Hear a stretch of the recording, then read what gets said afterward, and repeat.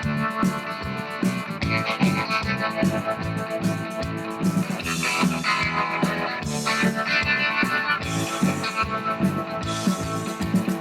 2015 Corvette Stingray might not be the fastest thing I've ever driven, but it sure is the fastest thing that I've ever driven up my driveway. I'm going to take this baby out and do something a little wackier than anyone else would do.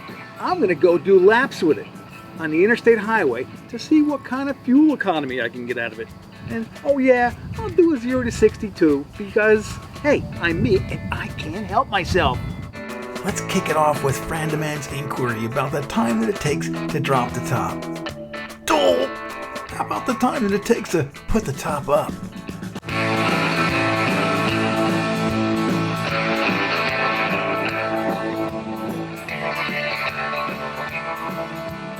Stephen wondered if the Corvette was even worth buying anymore and whether the quality of the car lives up to the standard. TJC 450 wanted to see interior fit and finish so all the haters can shut up about jam quality. Interior, exterior, performance, it checks all the marks in my book. It's not exotic, it's American, and it's wickedly good. Great even. If this was a European car, it would easily cost 30% more. Awesome seats, lovely leather, a scrumptious digital dash from Johnson Controls that's absolutely packed with data. Steering wheel controls are uncomplicated, with cruise on the left, media and phone on the right. There's even a rev match feature for folks that don't want to blip the throttle on their own. You'll find 12-volt jacks on the center console and inside the center console, along with 2 USB ports, and you'll also find another 12-volt jack in the trunk. There's one more USB port in the trick hidden compartment behind the LCD screen. Bose audio, Pandora integration, weather, that's getting to be familiar stuff. Wait till you see the performance data recorder.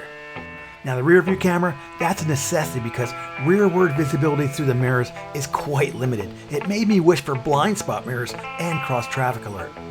With a dual zone HVAC system along with heated and ventilated bucket seats, you and your co-pilot can be riding cool and hot at the same time. The console-mounted mode select wheel lets you choose between driving modes, and you can specify exhaust tone as well, just in case you need to sneak home in stealth mode. Before we take off, me and my friend asked to see the key fob and an exhaust shot.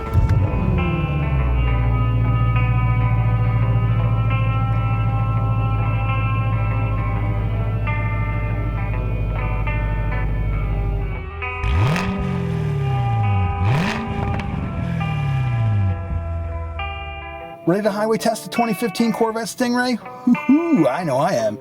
This is a convertible with the Z51 package. It has a 7-speed manual transmission, and it is real tight in here.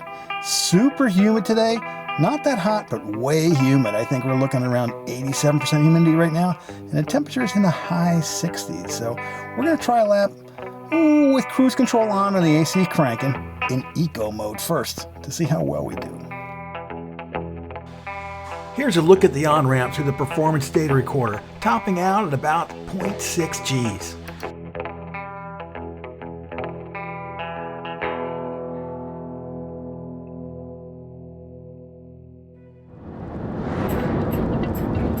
Driving Burntwood asked to see the heads-up display. Got it covered.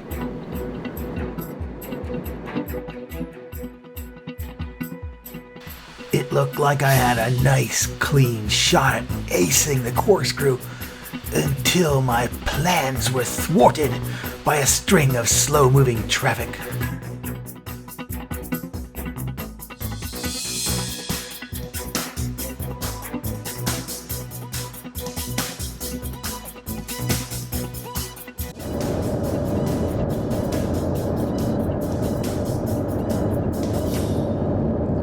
To go up a hill.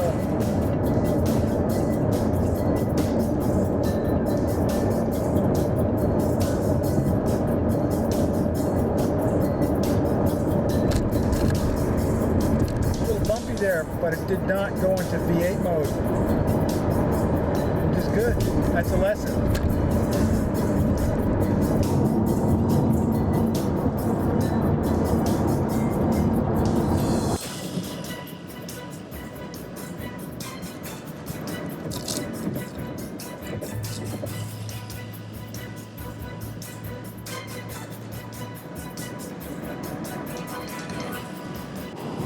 This first lap, I'm just trying to figure things out. I made the mistake of going with the 7th gear, and you really don't want to use 7th gear on the highway unless you're going really fast. What I found was it kind of got boggy going up hills, and then it would flip to V8 mode. If you stick with 6th gear around 65, 68, and you're in eco mode, it likes to just stay in V4 mode. So, slower highways, don't go up to 7th gear. Faster stuff, yeah, that's when you need it. Let's see what we end up with.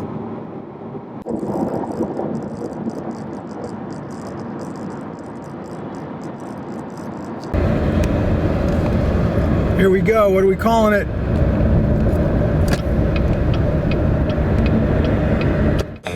Another run at the on-ramp, and in this one, I hit 0.82 Gs, ever so briefly.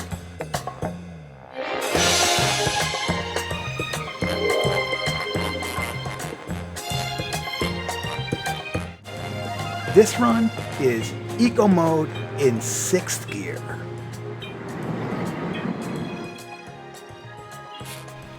As I entered the corkscrew for the second trip, I saw my dreams of glory dashed once again, this time by a FedEx tractor trailer.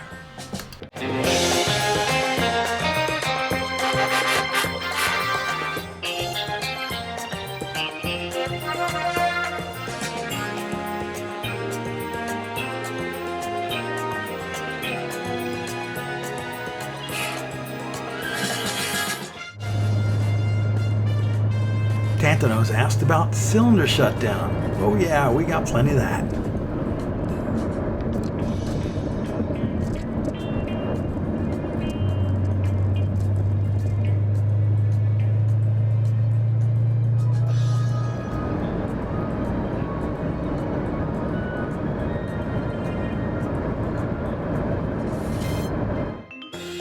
On to the turnaround point.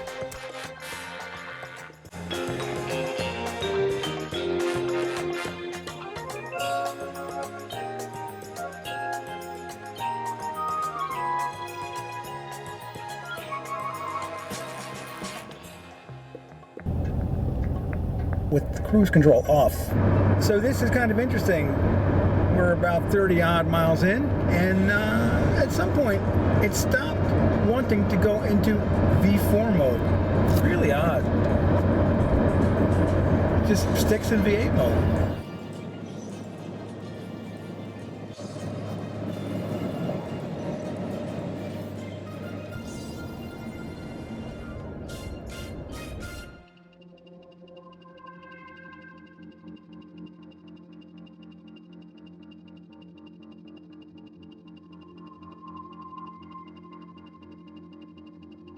I got 2.5 laps done the other night before I lost my light, and there were some really interesting things going on. The first lap with cruise control at 68, I had to figure out what gear to use at cruising speed, and I think 7th gear was just, a little bit too much for that speed. 7th gear you probably want to use at higher speeds, but at 68, this is a slow lap. It's cruise control set at 60 miles per hour. We're in 6th gear, and it is turning in some excellent numbers. Now, somebody asked for a lap at 55. That's a wee bit too slow, I think, for an interstate highway.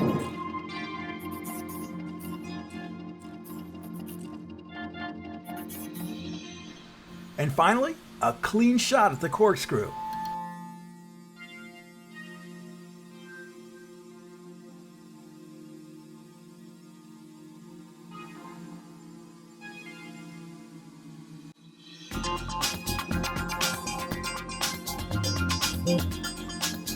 Halfway point, not too shabby.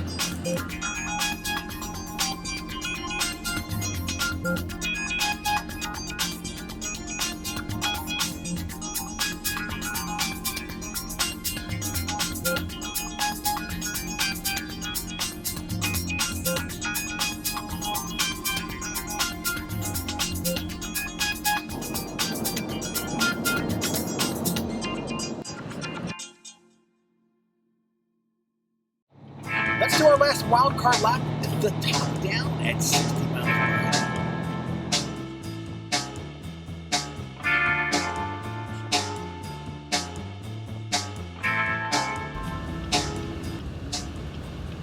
Halfway point, 33, even with the top down at 60 miles per hour.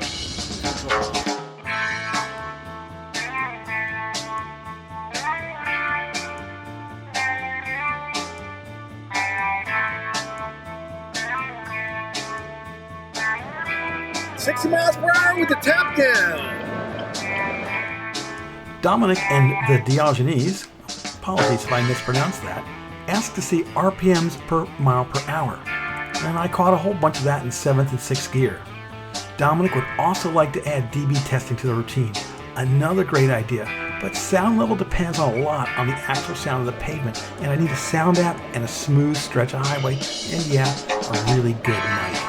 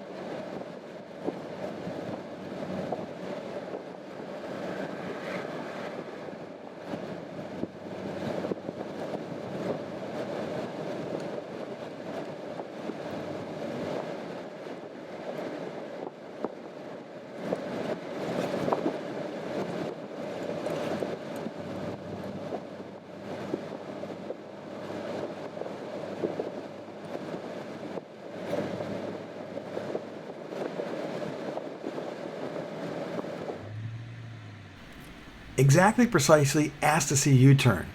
I almost didn't get to shoot it. Chevy rates the turning circle at 37.7 feet. Insanity Crow wanted to see how much stuff fits in the trunk. Well, I didn't get to jam a set of golf clubs in, but I did pick up a pizza. Is it practical? Well, given the opportunity, I would daily drive it. Maybe not in the snow, but I did cover a lot of miles in the rain and it felt pretty good. Pedro wanted me to take the car on a road trip to the Florida Keys or to some twisty roads in New York State. Alas, budget, time, and weather did not permit. Instead, I drove around like I always do, in circles on New Jersey interstate highways. And now what you've all been waiting for, the 0 to 60s. But I gotta say, these are two of the shakiest 0 to 60s that I've ever shot. And they're certainly the shakiest that I've ever put online. A lot of times, if I get a shaky 0 to 60, the camera's not steady, I won't put it out there. But this one, I know you're waiting for it, so I am, and I'm going to tell you. I use suction cup mounts on the windshield. I switch from one mount to another dual suction cup mount.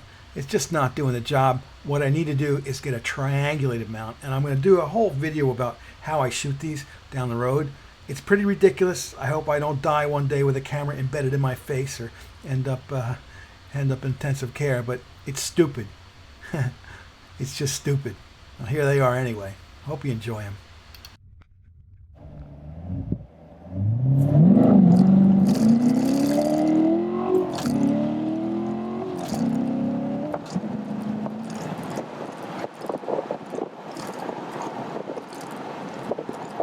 was a little bit more than 60, and yeah, I shifted a little short. Well, we'll put it in track mode, see if that makes any difference. Ready?